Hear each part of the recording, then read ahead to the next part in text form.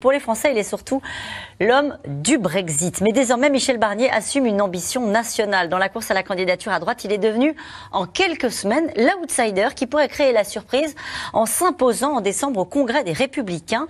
L'ancien ministre RPR qui tente dans cette campagne de défendre l'unité nationale et surtout la modération. Juliette Perrin, Ariane Morisson. Ce matin-là, sur les quais de la gare, pas de micro tendu, pas d'armée de conseillers. Fini le temps où l'ancien négociateur en chef du Brexit passait sa vie entre Londres et Bruxelles. Direction Clermont-Ferrand. Il faut vivre le plus simplement possible, le plus naturel possible. Ça m'arrive très souvent de prendre le train, de prendre le métro. Michel Barnier, très attentif, a donné l'image d'un homme de terrain et qui met un point d'honneur à rappeler son expérience politique au niveau local. Mon parcours, si vous le regardez objectivement, plus de temps passé sur le terrain comme président d'un département ou député que je n'en ai passé à Bruxelles. Et cette expérience-là de président de la Savoie avec de grands ou de plus petits projets est extrêmement utile pour moi. C'est là que j'ai appris à convaincre, à gagner la confiance des citoyens, à connaître les gens et leurs problèmes. Je suis content d'être là, ça me fait une respiration. Oui, test grandeur nature ce jour-là. Je suis content de vous voir. Au salon de l'élevage. Oui, ce sont les Savoyards. Oui. Près de Clermont-Ferrand. Comme un air de déjà-vu pour l'ancien ministre de l'Agriculture de Nicolas Sarkozy, un peu moins pour certains éleveurs. Je vous reconnais, je ne remets pas votre nom. Barnier. Oui, Barnier, d'accord. Et qu'est-ce que vous faites maintenant? Je suis candidat à la présidence de la République. Ben c'est bien.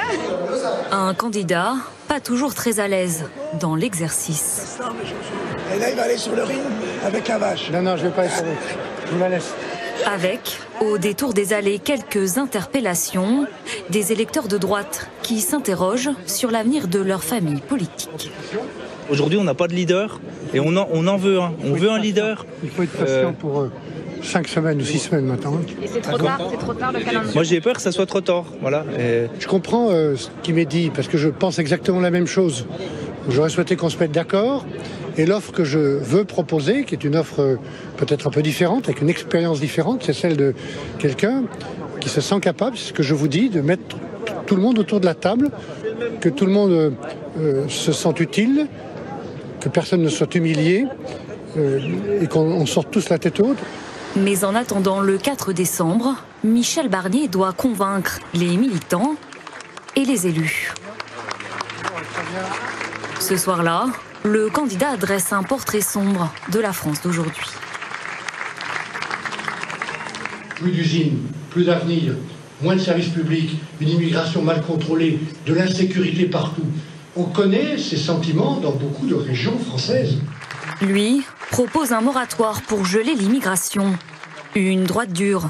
Dans la salle, beaucoup de militants attendent d'ailleurs des propositions fermes. Aujourd'hui, je pense que les hommes politiques doivent prendre conscience de ce problème. Non seulement prendre conscience, mais essayer de le régler.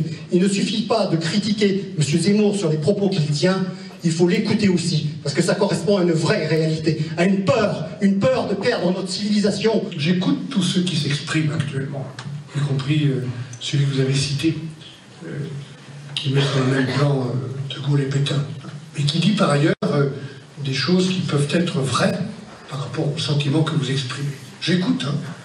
Je ne rejette pas cela, d'ailleurs je l'ai dit l'autre jour. Simplement, dans le moment où nous sommes, je ne crois pas que ce soit dans l'agressivité, les polémiques, la stigmatisation, le fait de changer les prénoms, qu'on va retrouver l'unité nationale dont nous avons besoin. Mais le meilleur atout de Michel Barnier, c'est sans doute sa loyauté. Contrairement à Xavier Bertrand et Valérie Pécresse, lui est resté fidèle aux Républicains.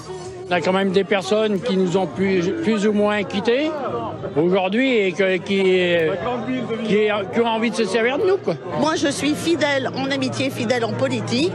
Le jour où ça ne me convient plus, je quitte. Je quitte, mais je ne reviens pas après pour dire j'ai besoin de vous.